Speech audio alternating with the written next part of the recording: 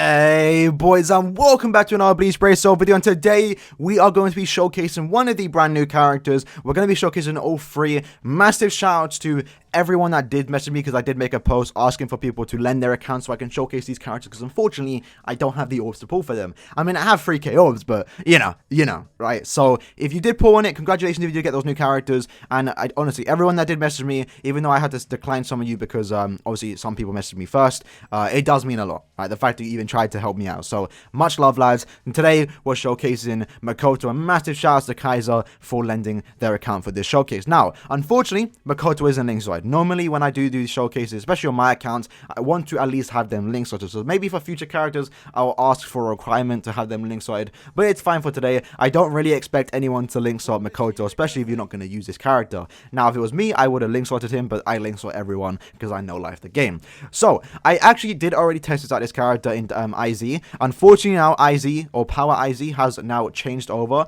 but IZ didn't have any enemies. It took me around 7 minutes to clear IZ with this character by himself.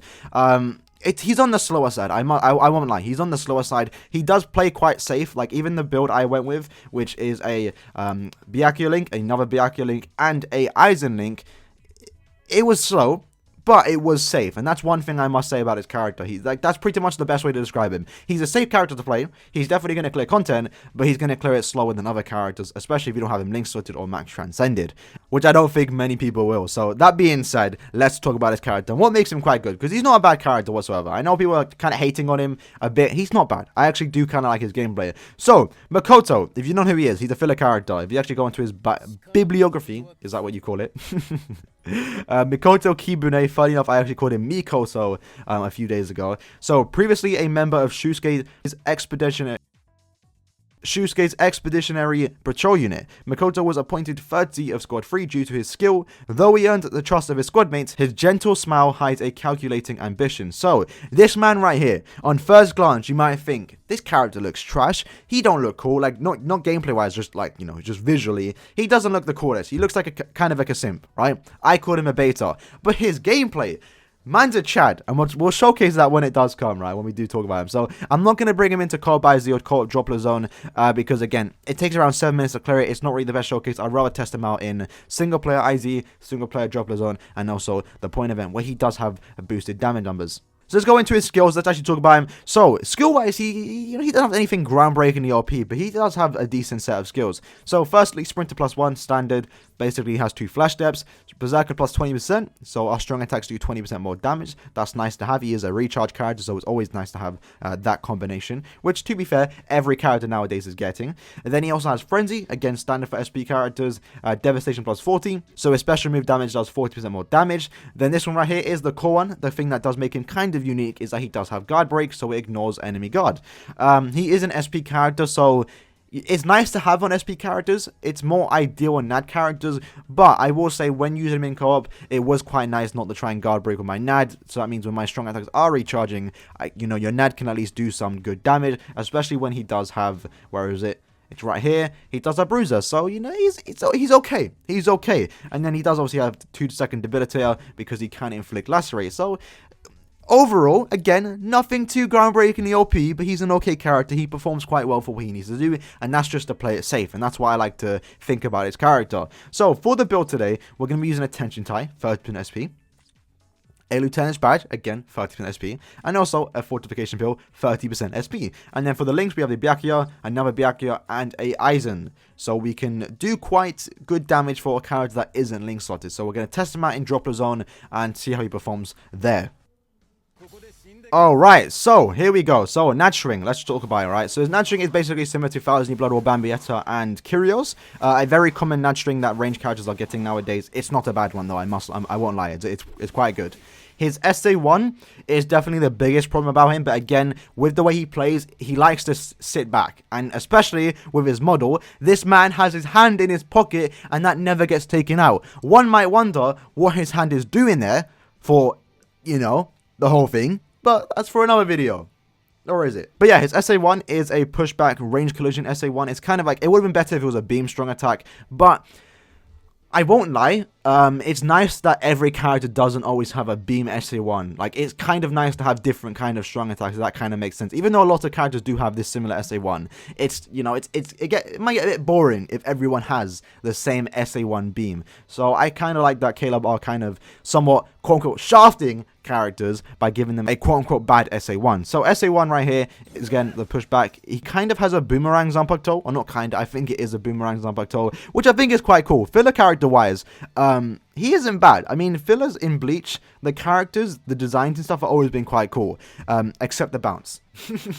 I'm joking. I haven't seen the bounce, so I don't know if they look cool. But the carrier, I don't know what his name is, looked quite cool, right? His SA2 is a vortex. Again, kind of has like the boomerang. I think I hit the enemies. I did. So let me push them back. There we go. And then SA3, nothing too groundbreakingly aesthetic, but I do like it. You know, he swings around the Zanpakuto and it comes back to him. I think it's quite cool. So that's basically his kit. It's not bad. It's good for just playing it safe, keeping him back, and just doing damage, right? Now, if his SA3 was similar to 1000 Year Blood War Toshiro, the zombie one, I feel like he would have played a lot better, because at that point, then he would have 3 strong attacks that are just straight in front of him, and it just means that you don't have to kind of get close to use his SA3, right? Because his SA3 is full screen, but you kind of want to be in the middle of that so you hit everyone around you, right? So his SA1, again, you can just sit back, use it. It's not the best to do from far away, but obviously because we are playing single player, we did kind of kill there. For co-op, you're probably not going to kill the enemies if you do use that SA1 from a far distance. Back it up. And you can see there, the enemies, the Soripers at least, did get hit quite a few times. They didn't die, and that's mainly because we don't have killer, and probably because we aren't even link sorted too. So, you know what? It's okay. It's okay. Our Nad doing decent damage. SA1 did finish up there. Let's use our SA2. You know, we didn't kill there, but it's fine. SA3 did do a decent amount of waves when the Soripers, when the Hollow spawned. And I will test out, trying to speedrun, because obviously at the start there we did waste quite a few time just to try and showcase the character. So after this, I'll try and do a speedrun and see if the time we can beat is around 2 minutes. Because I feel like that's an average play time for these kind of characters. So SA3. Obviously the blue character's going to survive, but that's fine. And let's move on to the next stage. Alright, so I'm going to try and SA1 here, and then nuke. And honestly, special-wise, I like it. I actually really like his Zanpakuto. And it's mainly a Zanpakuto, but like that end right here, like the Beyblade effect is quite clean. I'm not going to lie, it's quite clean. Alright, so we didn't actually even clear all the waves. That's quite crazy. But again, we don't have a killer against these guys, so that's, I guess, expected. Alright, so there we go. There we are. Now on to the final stage. Let's just, again, nuke the final boss. Can we actually... How much damage can we do with SA1? Decent damage. SA3 didn't, sorry, special didn't even kill, but we did lacerate, so that means he isn't going to use his soul bomb. So I realized in co-op, the laceration or lacerating co-op is okay. It's nothing too groundbreaking OP. When you do lacerate an enemy in co-op, it means they can't use their charged attacks, but they then start chasing you. So I'm not sure if it's a good or bad thing, because at least with charge attacks, it does take a while to, you know, charge up, so you can kind of sit back and do some damage and get into a safe distance. In a single player, I must say though, lacerate is kind of good, especially in Senkamon. So I will say this character is probably best described as a Senkamon character, if that kind of makes sense. He has lacerate, so if you do soul bomb the enemy, the final boss, and it doesn't kill them, they're not going to use their soul bomb. And if you don't use your soul bomb, let's say you use it in stage 2 and then you go to stage 3, or if they're doing a triple boss stage, his SA1 and 2 have very good pushback to get yourself in a good distance to not get hit by their soul bomb. So definitely, this character right here is going to shine the most in Senkamon, and that's basically it, right? He's just going to play it safe, just push them back, do damage, and make sure you don't get hit, and that's basically the best way to describe this character. So that being said, we're going to go back into this droplet zone and see how fast we can clear it without wasting time, you know, showcasing his strong attacks. Alright, so I'm going to try and stay quiet. SA1. You know what, SA1 did actually surprisingly hit there. We did actually miss the enemies, so I'm surprised we actually did hit those few enemies there. Okay, nice. Very good. Stage 1. We used, what, 4 strong attacks and it cleared. Not bad. SA1 again. This should kill them. It didn't, but that pushed back quite far. Okay. Alright, so we're going to use the SA3. There we go. Let's use our Nad here. Back it up. There we go. We don't want to get hit, remember, because we do have a Senkai as a link. SA2. Back it up. SA1. Try and group. Okay, we're going to use SA3. Wanted to kind of group them up, but it's fine. So far, so good. We're going at a decent clear time. Going to SA2 it here. Then we're going to nuke here. Because I want to have my strong attacks back for the next floor. Or stage. Oh, yeah, not floor. Stage. There we go. So far, so... Oh, we did get an extra stage. I guess that kind of helps with the clear time. Yay. I don't think the extra stage clear time... Like, if we stood in there for like 20 seconds, it don't get added to the score. So, I'm not sure if this is going to make it a bit faster. But it's fine. It's fine. So, choose like... NAD there. SA3. SA1. We're going to group them up. And then SA2 in that corner, because I know they're going to spawn there. There they go. SA1 there. So yeah, in single player, I must say, he's not bad. He's quite fun to play. Like, you can see there, like, we had no ease. Again, it's single player, so it's easier, but we didn't really have any worries there. It was quite easy. So, SA2. And then let's nuke. SA1. Wait, where did Renji go? Oh, what? Whoa! That didn't happen. Where did Renji go, bro? I thought he went to the left side. Alright. I had to reset the app there. Alright, so what was our clear time? 1 minute and 26. Okay. Honestly, okay. Oh, should we do that? Double road now. We'll let Kaiser do that on his own time. So yeah, that was the Droplet Zone. So far, so good, right? Nothing too groundbreaking, OP, like I said at the start. But an okay character, a fun to play character. I don't mind his gameplay. I really do think he's quite fun. So now, just to have some fun, we're gonna go bring him into the Droplet event. No, the point event where we do have increased damage numbers. This event is literally made for him, so I see how he performs there. And for the record, we will be changing his build. We're going to have a free Senka Aizen link so he can do nasty, nasty damage. Alright, here we go in the point event. Let's see how much damage he does on his SA1. I couldn't even see that, but we did clear quite a bit of waves there. 5k on the Vortex.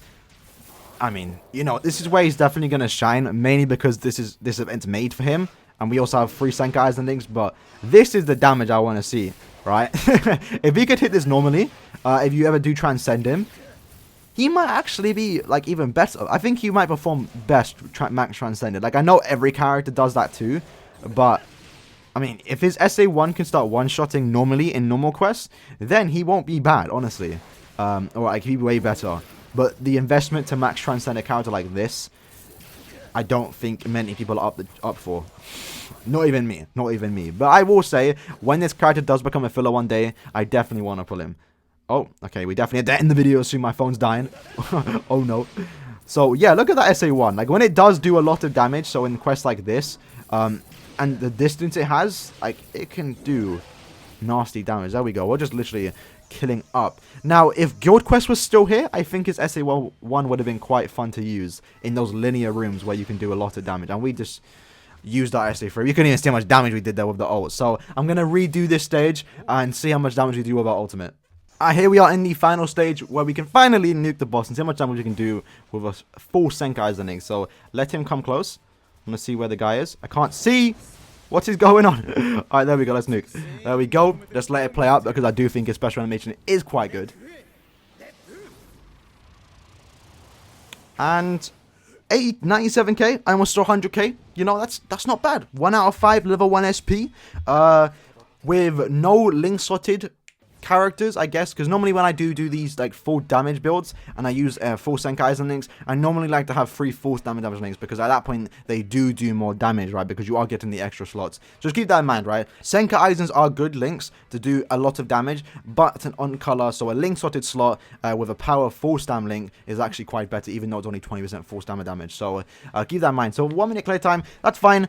Alright, so I had to cut it there. Someone just walked into my room. I apologize if this was a weird cut. But yeah, overall, a very fun character. I wouldn't say he's bad. I wouldn't say he's top 10 worthy for power characters. And he'd definitely be worth going for if he ever is in a filler pool in the future, which I hope he does become somewhat common, like Koga is. Koga's slowly becoming a bit more common in the filler pool right now, especially in individual banners. So hopefully these characters kind of follow suit with the Retsu and Amagai. Speaking of those two, again, we will have gameplay up of those two characters in the coming days, so stay tuned for that. And again, massive shout out to Kaiser for lending me their account to showcase this Makoto today. And if you guys did enjoy the video, make sure you smack the like and show all that good stuff. And if you guys have an opinion on this Makoto, let me know in the comments below. And I'll see you guys in the next one. Peace.